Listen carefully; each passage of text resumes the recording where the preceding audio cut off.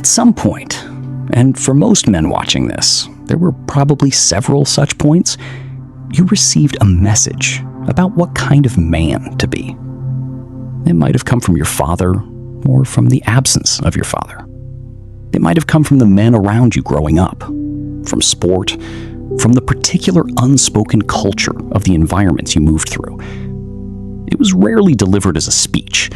It came through atmosphere, through what was rewarded and what was penalized, through what the men you respected did and what they didn't do, and what they would never, under any circumstances, be seen doing. The message, in its most condensed form, was something like this: be strong, be self-sufficient, provide, protect, don't need, don't show that you need, keep it together, even when it isn't together. Be the man who can handle things, because that is what men do. Some of that resonated. Some of it produced men you genuinely admired. And some of it produced men who were capable in specific external conditions and cut off from themselves in all others. Men who could handle a crisis and couldn't have a conversation, who were reliable in every way except the way that actually required them to show up. And then a second message arrived, louder in recent years, also delivered without much nuance, also with a particular image of the right kind of man in mind, just a different one. Also, at times, producing something useful, and also at times, feeling like a different prescription rather than a genuine answer. And you're standing somewhere in the middle of all of it, not entirely convinced by either version, not sure which voice to trust, not sure.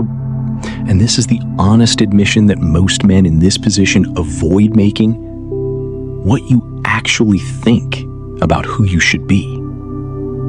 If that resonates, I want to say something before we go any further.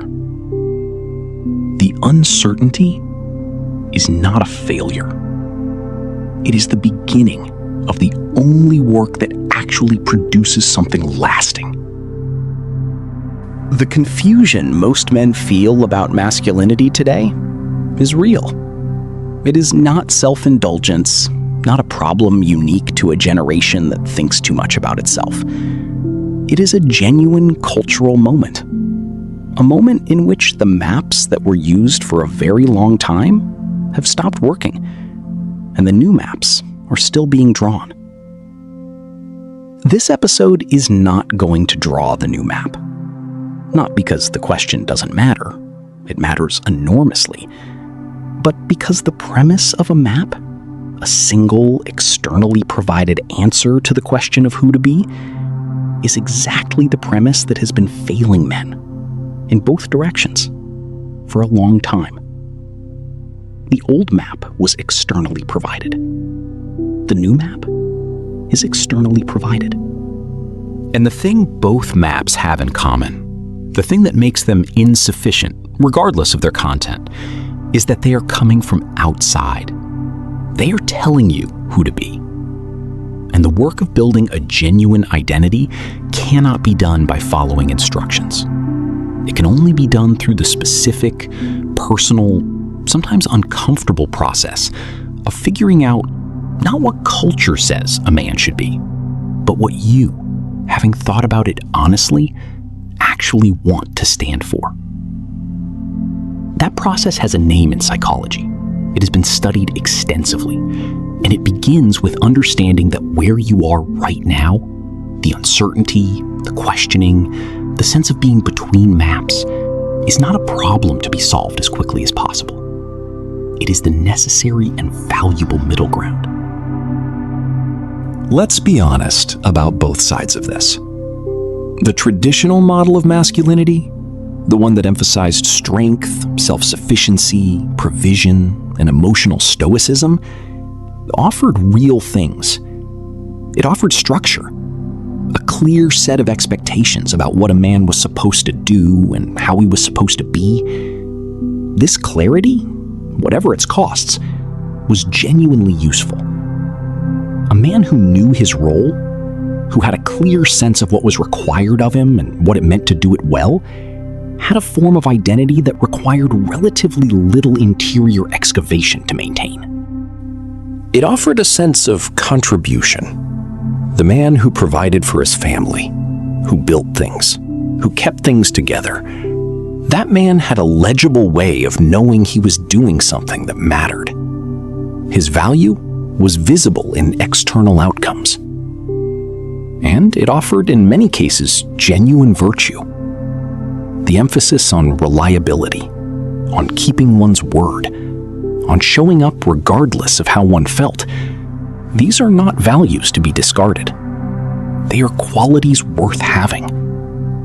The fact that they were sometimes implemented badly, used to suppress rather than to discipline, to dominate rather than to protect, does not invalidate the qualities themselves. But the costs were significant, and they are worth naming clearly. The emotional stoicism was not, in practice, the stoic equanimity that Marcus Aurelius wrote about.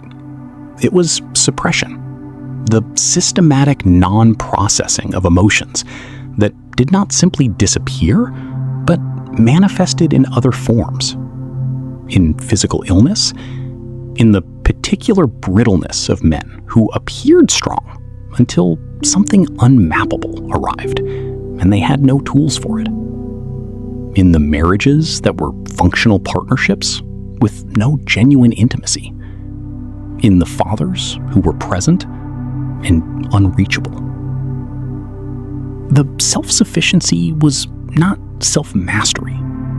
It was self-isolation. The refusal of genuine dependence dressed as independence.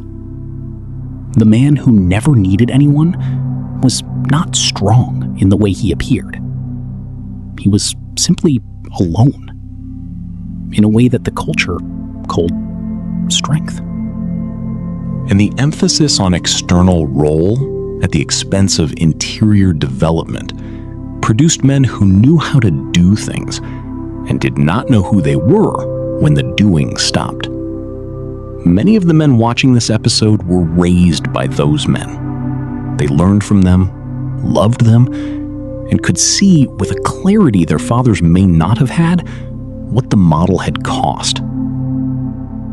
This is the section where care is required, because the criticism here is not of the values, which are often correct, but of the form.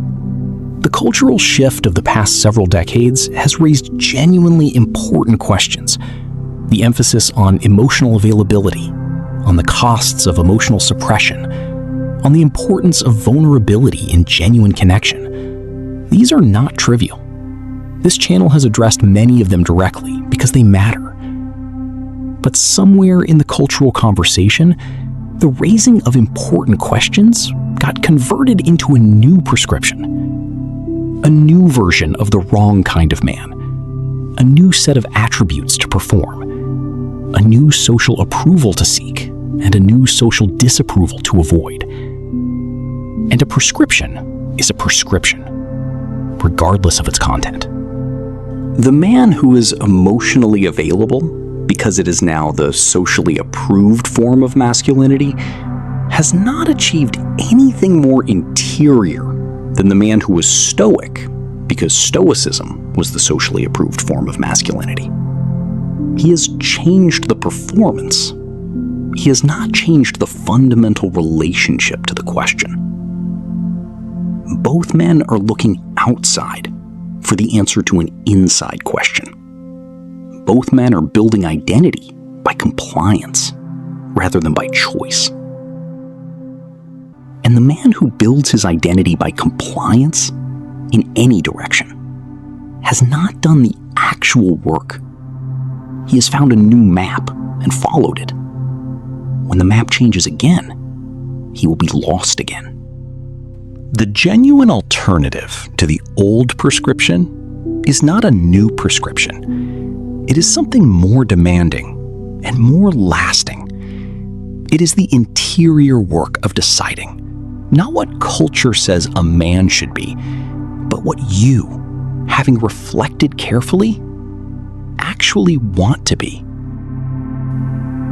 Erik Erikson, one of the most influential developmental psychologists of the 20th century, placed identity formation at the center of his model of human development. For Erikson, identity was not something given. It was something achieved.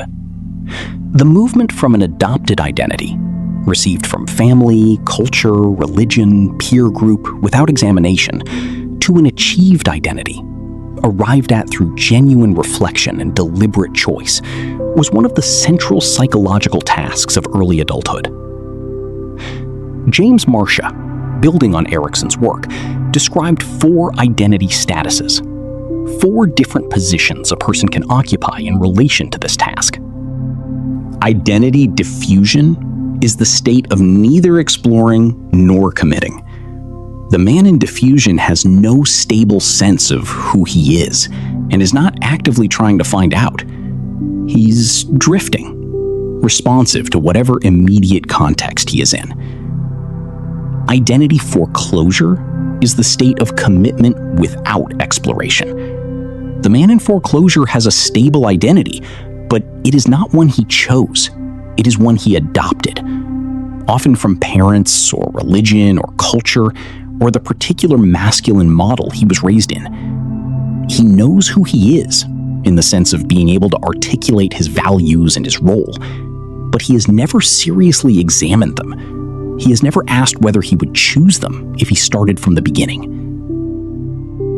Identity moratorium is the state of exploration without yet committing.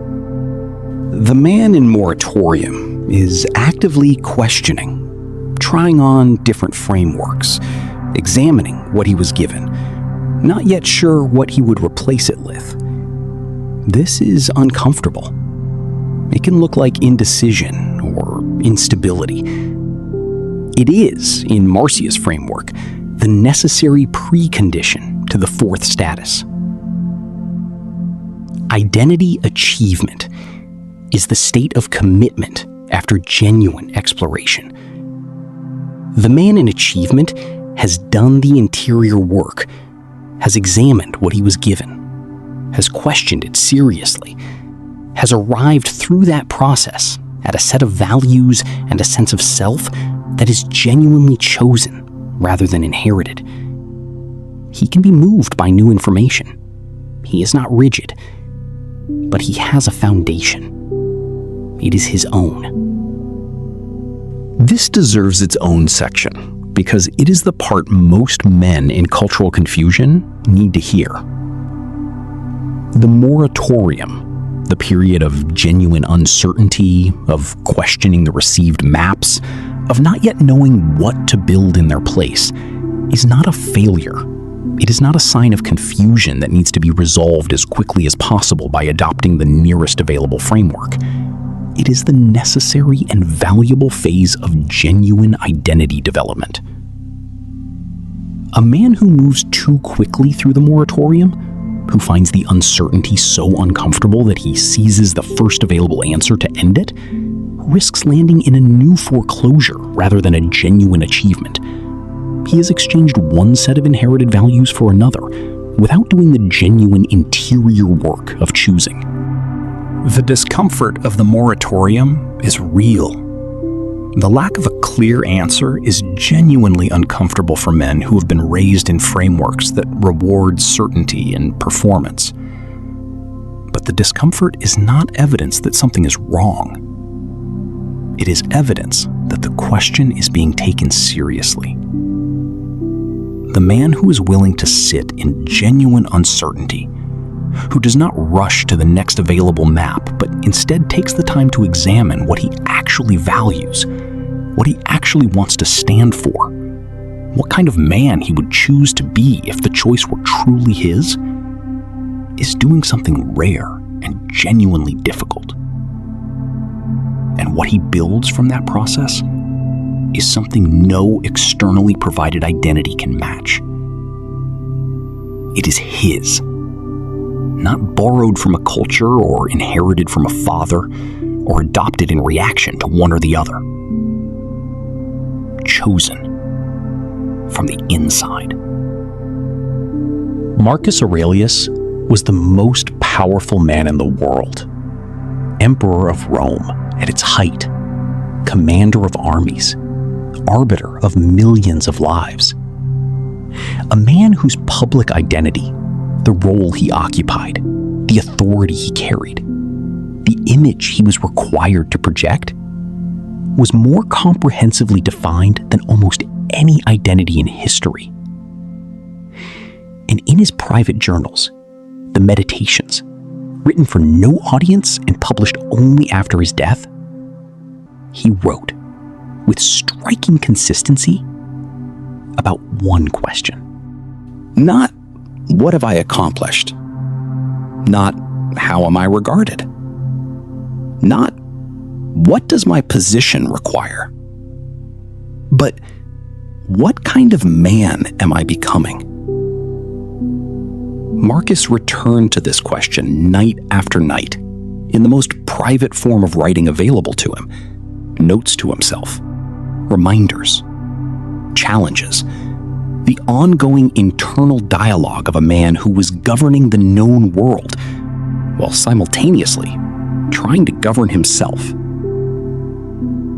He wrote about the men he admired, not emperors, not generals, but men of particular character, men who were patient with difficult people, men who were honest, even when honesty cost them, men who had an interior life that informed their exterior life, rather than being suppressed in service of it. He wrote about his own failures, the moments when he had not been the man he was trying to be, without excessive self-criticism, as information, as the ongoing feedback of a man who had a clear picture of what he was building and was keeping honest track of how it was going. And crucially, he wrote about all of this in secret. The Meditations were not composed for public consumption. They were not a performance of virtue. They were the actual interior work of identity formation, the ongoing process of deciding, day by day, what kind of man he was. Not what the role required, not what Rome expected, not what the culture of emperors prescribed. What he, Marcus, having thought about it carefully, actually wanted to be. He wrote, "Never esteem anything as of advantage to you that will make you break your word or lose your self-respect. Character over reputation. The inside over the outside. The chosen values over the socially required performance." This was not effortless for him. It was the work of a lifetime. But it produced something specific, an identity that was stable not because circumstances were stable, but because it was built on something that circumstances could not change. The man who has built himself from chosen values does not lose himself when the culture shifts. He does not need the culture to confirm who he is. He knows because he chose. And the choice was real. There is no framework in this section. No 5 steps, no program. There is one question, and the permission to take it seriously. If you stripped away everything culture told you a man should be, the old prescription and the new one both, and everything you were reacting against, consciously or unconsciously, in the way you have lived so far, what would you actually choose? What qualities would you want to build into the person you are? Not because they are approved, not because they are rebellious, not because they are what the men around you have told you to aspire to, or what the content you consume is pointing you toward. Because they are, to the best of your honest self-knowledge, actually yours. Sit with this.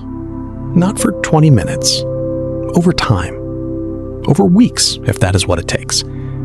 Let the questions stay open. Let the first answers arrive and notice whether they are the honest ones or whether they are the socially acceptable versions.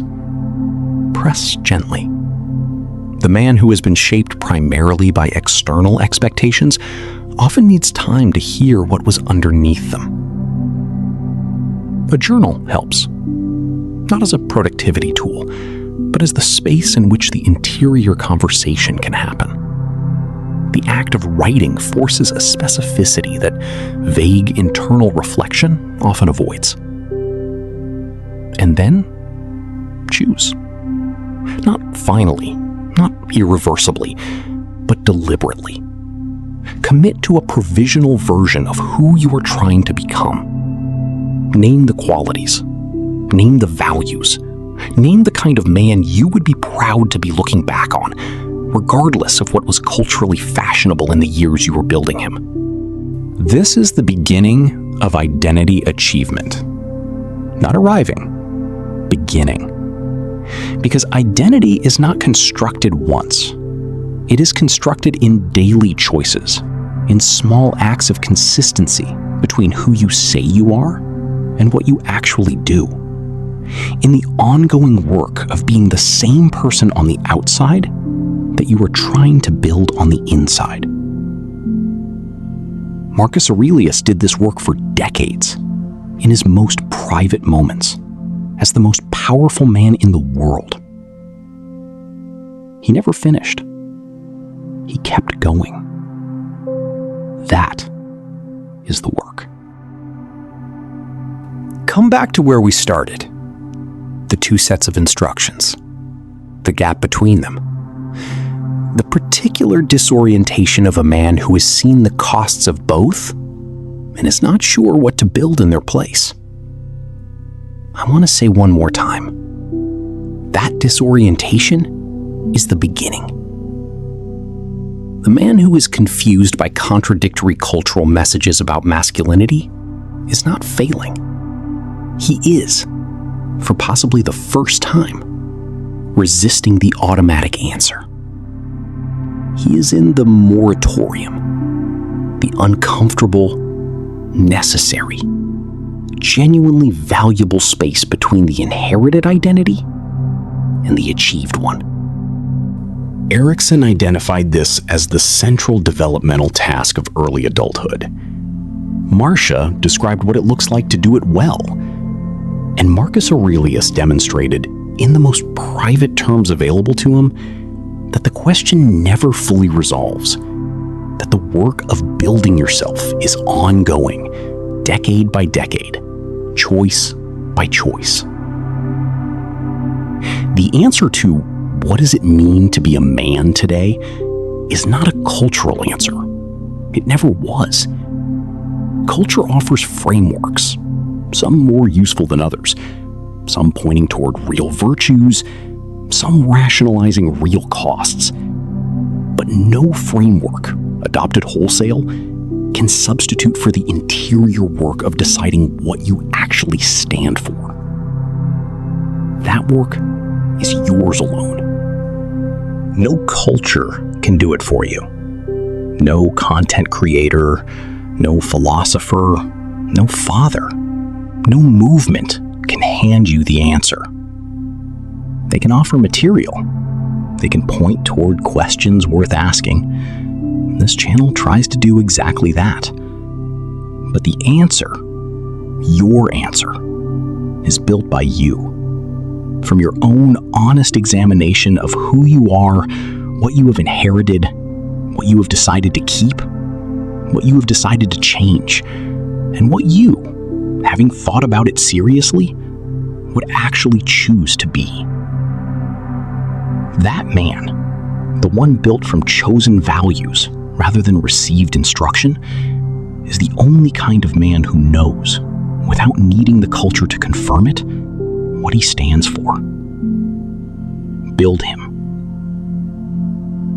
Here's the one thing worth carrying. No external culture can tell you who to be. That work belongs to you alone. The old prescription failed. The new one, adopted wholesale, will fail in the same way.